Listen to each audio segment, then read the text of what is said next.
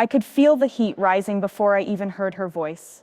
The chapel doors were framed in late morning light, and guests were settling into their pews, champagne flutes tinkling on the reception tables beyond.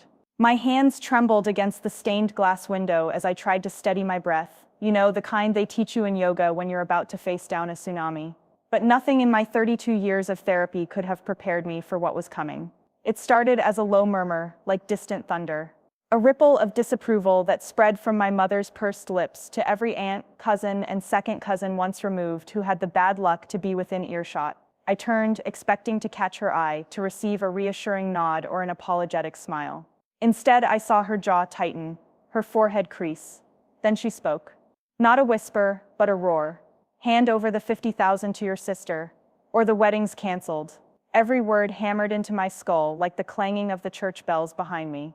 The trombones, the trumpets, everything stopped. I stared, my fingertips dug into the carved oak frame until my knuckles whitened. $50,000. It wasn't a typo in her budget spreadsheet, it was a demand. A ransom note disguised in family loyalty, and the hostage was my happiness. Mom, I swallowed around the lump in my throat. But she cut me off with a sharp gesture, her diamond ring catching the light like a warning. My sister needed that money for her down payment. You promised her months ago. Don't think I don't remember how you hemmed and hawed before agreeing. She stepped forward, voice low but fierce enough that I felt it in my bones. I gave you a roof over your head until you paid it back. Now it's time to honor your promise. Behind me, my fiancé, Michael, cleared his throat. I felt his hand find mine, warm and steady. He'd been my rock for the past year, through planning chaos, dress fittings that felt like medieval torture, and my brief, soul-crushing bout of bridesmaid envy when my best friend had a baby. But this was uncharted water, a showdown with my mother at the altar. I didn't realize we were discussing finances today, Michael said gently, stepping between us. He wore his tuxedo like armor, shoulders squared, eyes calm. Is this really how you want to start our wedding? My mother's eyes flicked to him, narrowing. She's always had opinions about the man who dared to call me his fiancé. He's too quiet, she'd sniffed over my engagement photos. He doesn't have enough ambition. Now she sized him up like a chess piece, considering whether to sacrifice him for another point. It's a family matter, she snapped, voice theatrical. Not your concern. A gasp rose from the guests. My sister Claire, pale and trembling at the front row, looked from me to our mother like she'd seen a ghost. I'd always wanted to protect her. She'd moved back home after a messy divorce, with bruised pride and empty pockets. I'd told her I'd help, once I sold my old car. My words had felt safe then. Idle promises slipped between sips of wine. But the price? $50,000. I pivoted on my heel. Mom, you're not going to make demands at my wedding. My voice cracked on the last word, a raw edge I couldn't smooth. This is supposed to be about me and Michael. Exactly, she said, chest heaving. About family. And I'm the matriarch, so don't lecture me about my moment. Honor your word. She lifted one perfectly arched eyebrow. Or walk away. A sharp intake of breath behind me told me Claire was choking back tears. She'd sacrificed enough, moved in with our mother when the divorce left her stranded, swallowed her pride, so I could have a free place to stay during my final exams. And all I'd given her in return was a promise. Guests edged closer, their whispers threading into a tense tapestry. Someone cleared their throat. I recognized Aunt Marjorie's florid cheeks and trembling hands. She'd always been the peacemaker. Now she looked like a judge waiting to render a verdict.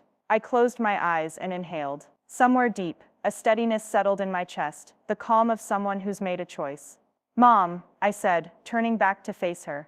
I love you. You raised me with love. You supported me when Dad left. You nursed me through every heartbreak. But this is my life now. My marriage. And I will not pay a ransom at the altar. Or ever. Her lips twitched, anger and hurt warring on her face. You'll do as I say. The words came as a hiss. You'll give Claire the money. Today, Claire's eyes widened, beseeching me. I could not let her face even more humiliation, nor could I let my mother dictate my every move. I stepped slowly toward them, feeling each footfall echo through the silent church. I will help Claire, I said, voice firmer than I expected, but on my own terms. After my wedding. After I've started my new life as a married woman. Not before. For a moment, my mother's face was a mask of fury. Then, as though someone had flipped a switch, she blinked. A single tear escaped her eye, trailing down her cheek. It was the tear she never shed when Dad walked out 15 years ago, when I failed finals, when Claire lost her home. But now, in the hushed light of this chapel, she let herself break. "I can't believe you'd do this," she whispered, more to herself than to me. "After everything I've done," my heart stuttered. Everything she'd done? She'd driven me to piano recitals, baked my favorite cakes, stayed up nights when I was sick. But she'd also drunk too much, criticized my choice of career, kept secrets from me that I only discovered at 29. "I know you've done a lot for me," I said gently, stepping closer. "But marriage means setting new boundaries. Honoring everyone yourself, me, Claire, and yes, Mom, without ultimatums." Michael's hand tightened around mine, a silent promise of solidarity. I sensed Claire exhaling behind me, relief mingled with gratitude. My mother looked at us, her face a storm of emotion. I expected her to tear me apart, to accuse me of betrayal. Instead, she exhaled, lowering her gaze. "I'm sorry, I got carried away." Her voice was small, unsteady. "I'm scared of losing you to marriage, to your own family." She swallowed. "Your sister, she's always been my focus when things fell apart with you." I wanted her to feel safe. Tears pooled in my eyes. "I know. And I love you for it. But Claire shouldn't have to beg for help on my wedding day." I shook my head. "We'll figure it out together. After the wedding, I swear." She nodded once, sharply. The tension in her shoulders relaxed just a fraction. "Fine, but no more secrets." I reached out and took her hand, feeling the tremor in her fingers. "No more," I promised. A murmur of approval rippled through the pews. My aunts and uncles exchanged relieved glances. Even the minister peeked through the organ screen, eyebrows lifted. Michael pulled me into a hug, and I leaned into him, the familiar scent of his cologne washing away the last of my dread. But as I looked at my mother's bowed head, I realized this was only the beginning. The truths she'd hinted at, the ones she'd cried over, were waiting, buried beneath old photo albums and whispered phone calls. And if she wanted a future with me without ultimatums, she'd have to share them too. One by one, the secrets that shaped our family would have to see the light. Still, as I straightened my spine and felt the train of my gown settle around my ankles, I knew I'd passed a test more daunting than saying I do. Because in that moment, I chose love over fear, honesty over harmony, and set the terms of my own life. The guests rose, the organ crackled to life, and as I walked down the aisle toward Michael, my mother's hand in mine, I realized our real story was just beginning. And I, for one, was ready to write it without ransom demands, together. My dress felt impossibly heavy as I stepped back into the foyer, wedding bells muffled by the swirl of relief and apprehension. The air smelled of polished wood and lilies, but beneath that, just under the fragrance, there was a tension I hadn't fully acknowledged until now. I turned and found Claire standing in the doorway of the drawing room, eyes bright with unshed tears and something else, determination. "I'm sorry, Laura," she said softly, voice catching. "I didn't realize, I never wanted to put you in the middle." She paused, biting her lip as if weighing every word. "But Mom's right. I do need the money. I've lost my place, and I've been too proud to ask outright." My heart clenched. I pulled her into a hug, the lace of my sleeve brushing her cheek. "Then let's make a plan," I whispered. "No more surprises. We'll set up a budget, I'll help you find an apartment, and we'll figure out the down payment together, I promise." She nodded against my shoulder, relief blooming in her expression. Michael appeared beside us, his hand on my waist, and a gentle smile for Claire. He handed her his cell phone. "Here," he said. "I have a colleague who's looking for a roommate. Maybe that could tide you over." Claire managed a shaky laugh. "You're an angel." She glanced at Mom, whose face was unreadable, but not unkind. The shift in her expression was subtle, like a sunrise after a long night. For the first time, I saw her not as the matriarch demanding dues, but as a woman terrified of losing both her daughters to the storms of life. The minister cleared his throat, standing at the altar between two pillars of white roses. In the quiet that followed, I realized the moment I'd feared had evolved into something far richer. It wasn't just about a wedding. It was about forging a new family, one bound not by secrets or debts, but by the hard-won honesty we'd chosen today. I took Michael's hand and smiled at him, warmth trickling through my chest. He raised an eyebrow, amused. "You okay?" he murmured. "Better than okay," I whispered back. "I feel real." And in that moment, I meant it more than I could express. Mom approached, smoothing the front of my gown with meticulous fingers. She offered me a silk handkerchief, a gesture so maternal it nearly brought me to tears. "You look beautiful," she said, voice almost tender, "and I'm proud of you." I blinked at her, surprised by the sincerity. "Thank you, Mom." I tucked the handkerchief into my bouquet. "That means everything." She nodded, then turned to Claire.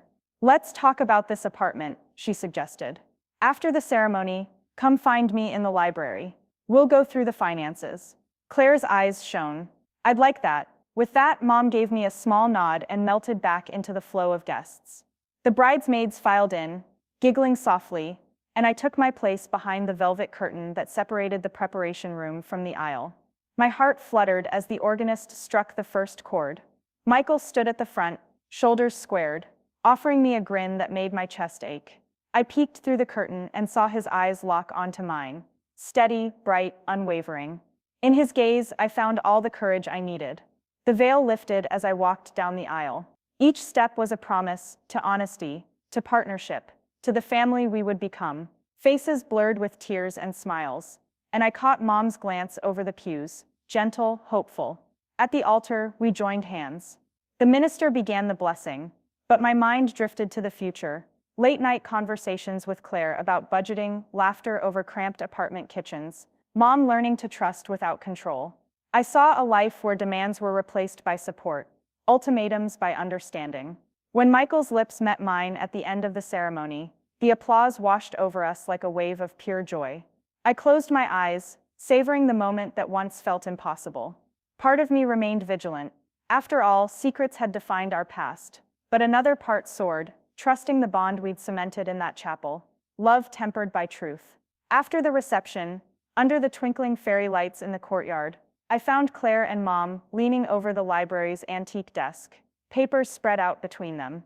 Their heads were bent close together, whispers weaving into plans that felt as hopeful as dawn. I slipped away toward Michael, who beckoned me into the dance floor. We swayed to a slow song, his cheek pressed to my temple. "You did it," he murmured, voice low. "We did it," I corrected him. "All of us." He kissed my forehead. "Here's to new beginnings," he said. I rested my head on his shoulder.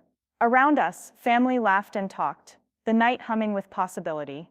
And for the first time, I believed that our story, messy, complicated, but undeniably ours, would be written in the light. No more ultimatums, no more ransom demands, only the steady rhythm of hearts choosing each other, again and again, in every chapter to come.